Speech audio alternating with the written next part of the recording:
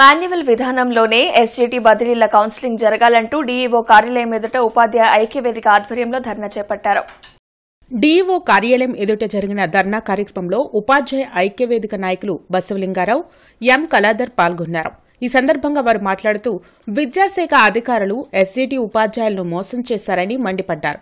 మంత్రి లోకేష్ ఇచ్చిన హామీ మేరకు ఉపాధ్యాయ బదిలీలు మాన్యువల్ విధానంలోనే జరగాలని డిమాండ్ చేశారు. ఈ కార్యక్రమంలో ఉపాధ్యాయ ఐక్యవేదిక నాయకులు పాల్గొన్నారు. మా ప్రధాన డిమాండ్ మాకు ఇచ్చిన హామీ ఎస్జీటీలకు మాన్యువల్ విధానంలోనే కౌన్సిలింగ్ జరపాలి. ఒక్కొక్క ఉపాధ్యాయుడు 2000 నుంచి 3000 అబాప్షన్స్ పెట్టుకోవడం చాలా కష్టం. స్కూల్ అసిస్టెంట్ అబాప్షన్స్ 50 పెట్టుకోవడానికి 2 గంటల సమయం తీసుకుంది. అట్లాంటి పరిస్థితుల్లో ఒక ఎస్జీటీ టీచరు 2000 నుంచి 3000 అబాప్షన్స్ పెట్టుకోవడం సాధ్యం కాదు. అది ఎంతో బాధతో కూడుకున్న వ్యవహారం. దాన్ని వాళ్ళ క్లస్టర్ పేరుతో, డివిజన్ పేరుతో, మండలాల పేరుతో 200 విభజించామన్నారు.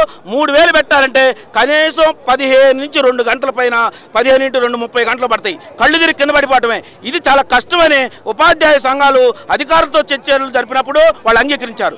మాన్యువల్ విధానాన్ని పెడతా ఉన్నారు. కానీ ఇది మోసం చేశారు. అందుకని అధికారులు మోసం చేసిన దానికి వాళ్ళ లోకేష్ గారే సమాధానం చెప్పాలి.